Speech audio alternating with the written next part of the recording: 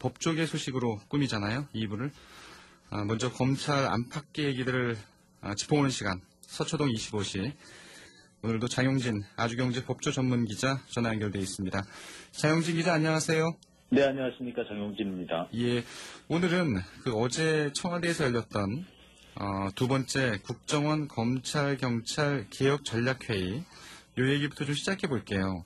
네. 아무래도 요새 관심이 큰 인물이 추미애 법무부 장관이어서 문재인 대통령과 그 회의장에 같이 입장하면서부터 여러 가지 얘기들을 나왔는데, 네. 추 장관은 역시 검찰 개혁의 완수를 어제 강조했어요. 네, 그렇습니다. 검경 수사권 조정과 관련된 각종 법령을 개정을 하고 이 검찰의 직접 수사를 축소하겠다. 그다음에 이 검찰 조직을 형사 공판 중심으로 바꾸겠다. 이런 얘기들을 중심적으로 얘기했고요. 예. 인권 중심의 수사 관행을 확립하겠다. 이런 얘기를 여러 차례 강조를 했습니다.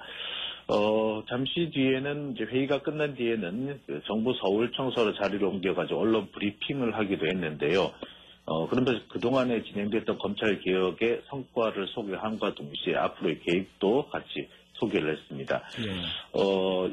추미애 장관의 어제 이 모습은 그동안에 이제 야권으로부터 공격을 받고 있던 그런 모습에서 떠나서 지금 현재 추미애 장관이 무엇을 하고 있는지, 그리고 추미애 장관이 무엇을 더 집중을 하고 있는지, 이 부분을 좀 더 강조한 모습이었는데, 결국에 사실 좀 이렇게 조금 또 생각을 해보게 되면은, 추미애 장관을 향한 현재의 공격이 이 검찰 개혁을 막기 위한 것이다. 라는 검찰 개혁을 방해하기 위한 것이다라는 것을 은연중에 드러내주는 일종의 그런 퍼포먼스가 아니었나 생각이 듭니다. 그런 면도 있었네요. 예. 네. 이제 추미애 장관은 참 워낙 또 뜨거운 또 쟁점이 되고 있기 때문에 자녀 논란이 계속되고 있잖아요. 그렇습니다. 예. 한참 동안 아들 휴가 특혜 의혹도 이제 제기돼서 정치권 국회 대정부 질문이 다 이 질문으로 이어지기도 했었고요. 그리고 딸의 식당을 또 갔다는 것도 여러 가지 구설수에 올랐는데, 그 단골 연예인이, 그 딸 식당에 다녔던 단골 연예인이 법무부 멘토단이 됐다, 이런 의혹도 제기가 됐어요. 예, 이게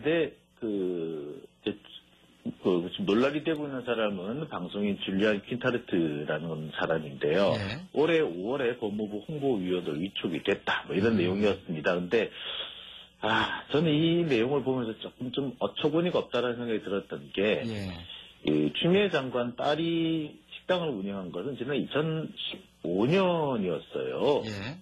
그리고 한 1년여 정도 운영을 하고 현재 문을 닫은 상태거든요. 그렇죠. 근데 5년 뒤에 법무부의 홍보위원으로 위촉된 것이 그렇게 문제가 될 수 있느냐?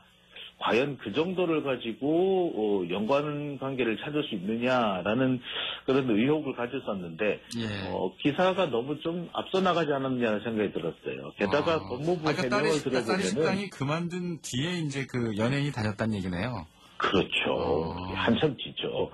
그다음에 이 법무부의 해명을 보면은 이 홍보대사가 아니라 사회통합 이민자 멘토단이라고 거기에 일원으로 위촉이 됐는데, 이 사회통합 이민자 멘토단이라는 것은 무보수 명예직이라고 해요.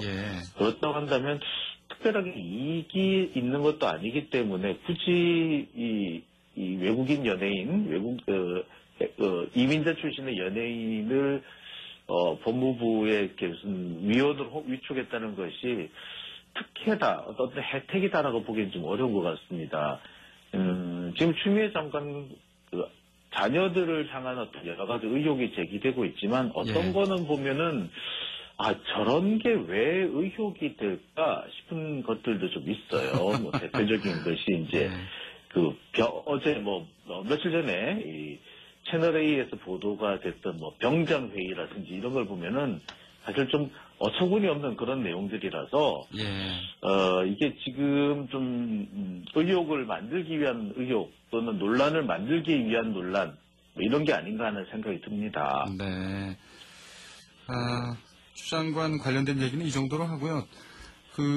모두의 5653님이 문자를 보내주셨는데 그 윤석열 검찰총장, 이 장모 관련된 사건은 지금 어떻게 돼 있는 건가요? 네, 저는 지금 현재 원래는 서울중앙지검 형사 1부에서 담당하던 것을 이제 예. 형사 6부로 옮겨서 지금 수사를 하도록 한 건데요. 예.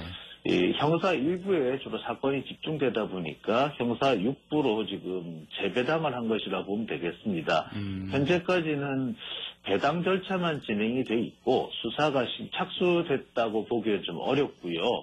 지금 여러 가지 견해를 종합해 볼 때 지금부터 수사를 이제 시작하지 않겠느냐라고 보는 게 맞을 것 같습니다. 그리고 이 특히 지금 수사를 한 앞두고 있는 거네요, 이제. 시기를 좀 보고 있다 이렇게 봐야 될 것 같은데 중앙지검으로서는 더 이상 수사를 미루기도 어려운 것이 이문정 검사가 이제 대검 감찰부로 오지 않았습니까? 그렇죠. 그런데 지금 현재 이 윤석열 총장 장모와 관련된 또는 가족과 관련된 사건을 계속해서 이렇게 뭉갤 경우에 감찰 대상이 된다는 점, 그 점까지 고려해 본다면 더 이상 미룰 수가 없지 않겠느냐. 그래서 지금부터라도 수사에 들어갈 것으로 보이는데, 공소시효는 내년 3월 정도까지인 것으로 알려져 있어서 아직까지 시간적인 여유는 조금 있는 것으로 보입니다. 예. 앞으로의 좀, 수사 추이를 지켜봐야 될 것 같고요. 아무래도 요즘 큰 관심 중에 하나가 국민의힘 박덕흠 의원. 네. 예. 수천억 원의 공사를 이 수주했다는 의혹이 이제 제기된 거죠. 이 관련 네, 상임위원회에 그렇습니다. 있으면서 물론 본인은 전면 부인했고 야당에서는 이 팩트 체크를 해보겠다 이렇게 이제 얘기를 하고 있는데 검찰로 좀 넘어올 가능성이 있죠. 이거는 넘어갈 수밖에 없습니다. 예. 지금까지 알려지기로는 계속해서 관련된 액수가 일감 몰아주기 액수가 늘어나고 있는데 어제 보도를 보니까 3천억 원까지 늘어나 있는 상태더라고요. 예. 그래서 계속해서 액수가 늘어날 수도 있다. 그러니까 박덕흠 의원과 직접 관련 있는 회사도 있고 가족들이 보유하고 있는 회사, 친인척들이 보유하고 있는 회사, 또 여러 가지 이제 페이퍼 컴퍼니 형태로 보유하고 있는 회사들까지 다 합치면은 수천억 원 상당, 적어도 3천억 원 이상이 된다라는 보도가 나와 있는데, 예. 박덕흠 의원 측은 현재 지금 부인하고 있는 상황이죠. 이것은 여당의 물타기. 기자회견에서 전면 부인했죠. 예. 여당이 물타기를 하고 있다.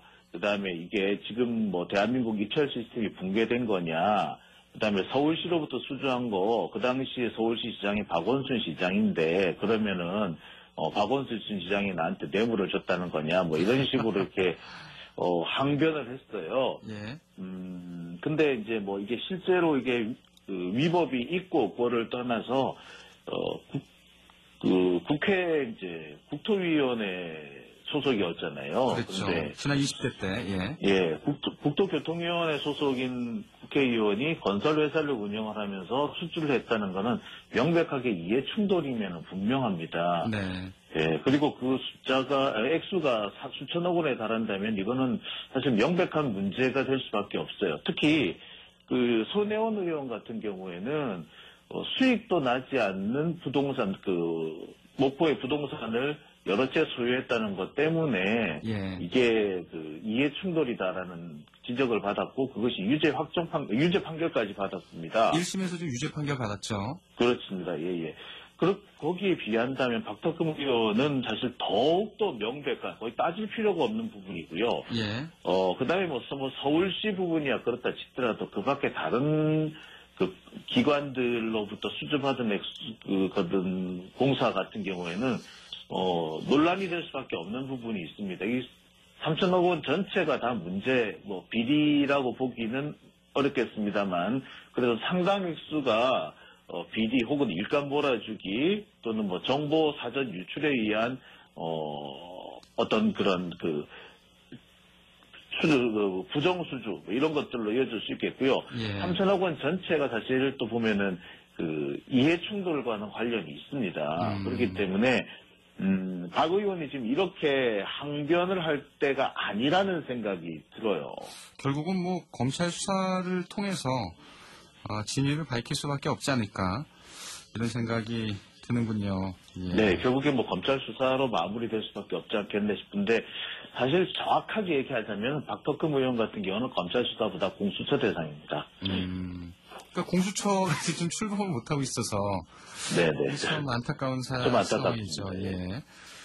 끝으로 요 얘기는 좀 해야 될 것 같습니다. 이 삼성 반도체와 이제 LG 디스플레이 공장에서 일하다가 이 폐암에 걸려 숨진 그 노동자분들이 계시잖아요. 네, 그렇습니다. 예, 사망 이후 7년 만에 이제 법원 판결로 산업재해를 인정받았습니다. 요 얘기는 꼭 해주셔야 되겠어요. 네, 이제 폐암으로 숨진 노동자 A씨라고 하는데요. 예. 그동안 산재를 인정받기 위해서 소송을 계속 제기했습니다만 7년 만에 서울행정법원에서 산재 인정을 받았습니다. 이분은 2000년에 네. 노광기 장비업체에 입사를 해가지고 삼성 반도체 공장 관련해서 약 4, 5년을 일했고 또 LG 디스플레이에서 7년 동안 근무를 했다고 하는데요. 예. 이 노광기라는 것이 이게 이제 필름에다가 이제 레이저를 쏘아가지고 그 한마디로 이제 정밀한 회로 기판을 만드는 그런 장비라고 하거든요. 예. 근데 이것을 만드는 와중에서 여러 가지 화학물질에 노출이 됩니다. 뭐 우리가 아시다시피 이제 여러 가지 그 지난번에도 우리 그 일본이 우리나라에 그 공급하지 않겠다고 했던 그런 약품들 있지 않겠습니까? 예. 예.